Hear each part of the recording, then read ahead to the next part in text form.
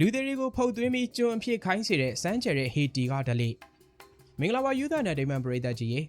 တေပြီးသားလူတယောက်ကတင်းချိုင်းတွေကနေပြန်ထွက်လာပြီးတော့ကိုခိုင်းသမျှကိုစိုက်ရုပ်တရုပ်လို့လုပ်ပြီးမယ်လို့ပြောလို့ရှိရင်ကျွန်တော်တို့ကအိမ်မက်ထဲမှာပဲလို့ထင်ပါလိမ့်မယ်တကယ်တော့ဒါဟာရုပ်ရှင်တွေကလည်းမဟုတ်တယ်လို့အိမ်မက်လည်းမဟုတ်ပါဘူး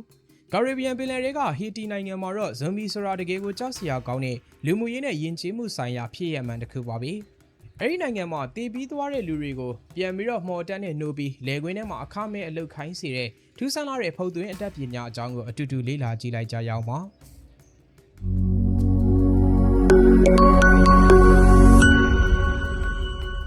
ဟေတီနိုင်ငံအကြောင်းကိုပြောတဲ့အခါမှာသူတို့နိုင်ငံထဲမှာအဓိကပညာရပ်တစ်ခုလို့ပြောလို့ရတဲ့ဘူရူဘာသာရေးယုံကြည်မှုကိုပြောရမှာဖြစ်ပါတယ်ဘူရူယုံကြည်မှုအရဆိုရင်ဘူကောလို့ခေါ်တဲ့ဝိဇ္ဇာအတတ်တင်သူတွေဟာလူတယောက်ကိုအသက်ရှင်လျက်နဲ့ဖုတ်သွင်းနိုင်တဲ့စွမ်းအားရှိတယ်လို့ယူဆကြပါတယ်သူတို့ဟာစမ်းကြဲတဲ့ဆေးဝါးတွေနဲ့မှော်တက်ကိုသုံးပြီးတော့လူတယောက်ကိုအသက်ရှူရက်သွားအောင်နှလုံးခုန်လုံးရက်သွားအောင်လှုပ်ဆောင်နိုင်ပါတယ်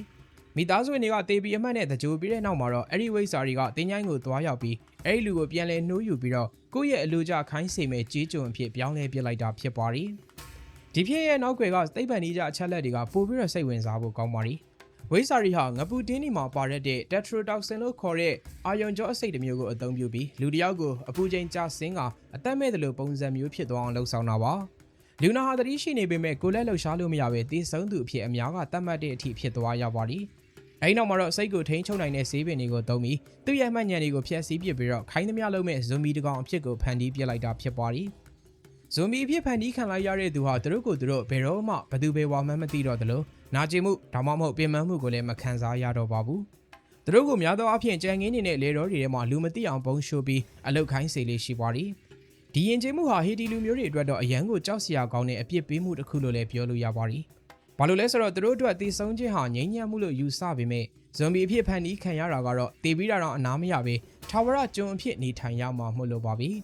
ဟေတီနိုင်ငံမှာဒီလိုလူတွေကိုဖုတ်သွင်းပြီးတော့ပြန်လဲခိုင်းစေတာမျိုးကအခုမှရှိခဲ့တာလည်းမဟုတ်ပါဘူး။တမိုင်းကြောင်းအကြာကြီးရှိခဲ့ပါပြီ။တမိုင်းတစ်လျှောက်မှာတကယ်ကိုဇွန်ဘီအဖြစ်အခိုင်းခံရပြီးမှမိသားစုစီကိုပြန်ရောက်လာခဲ့တဲ့ထူးထူးခြားခြားဖြစ်ရပ်တွေလည်းရှိခဲ့ပူပါတယ်။အထင်ရှားဆုံးကတော့1980ပြည့်နှစ်မှာနာမည်ကျော်ဖြစ်ခဲ့တဲ့ Clavius Narcy လို့ခေါ်တဲ့သူရဲ့ဖြစ်ရပ်ပါ။သူကဆေးရုံမှာတည်ဆုံးကြောင်းအတည်ပြုခံရပြီး18နှစ်အကြာမှာသူ့ရဲ့ရွာကိုဇွန်ဘီတကောင်အဖြစ်နဲ့ပြန်လဲရောက်ရှိလာတာဖြစ်ပါတယ်။သူကဝိဇ္ဇာတယောက်ကဖုတ်သွင်းပြီးတော့လေတော်ထဲမှာနှစ်ပေါင်းများစွာခိုင်းစေခဲ့တဲ့အကြောင်းကိုပြန်လည်ပြောပြခဲ့လို့ဒီအကြောင်းကိုလူတွေအားလုံးသိသွားခဲ့ကြပါသည်။ဖုတ်သွင်းတက်ပညာဆိုတာရှေးဟောင်းယုံကြည်မှုနဲ့ဇေဝဗေဒကိုအလွဲသုံးစားလုပ်တဲ့ကြောက်စရာကောင်းတဲ့နည်းလမ်းတစ်ခုပါပဲ။လူတယောက်ရဲ့အသက်ကိုတင်မင်းနဲ့ကစားပြီးတော့လူယူလိုက်တဲ့ဒီယဉ်ကျေးမှုဟာသိပ္ပံပညာရှင်တွေအတွက်တော့ဒီနေ့အထိခေါင်းစားစရာဗဟေလိတစ်ခုဖြစ်နေစေပါ။တင်တို့ရောလူတွေကိုပြန်နှိုးပြီးတော့ခိုင်းစေလို့ရတဲ့ဒီလိုဖုတ်သွင်းအတတ်ပညာအပေါ်ဘယ်လိုများထင်ကြပါသလဲ။ဖြစ်နိုင်တယ်လို့ရောထင်ကြရဲ့လား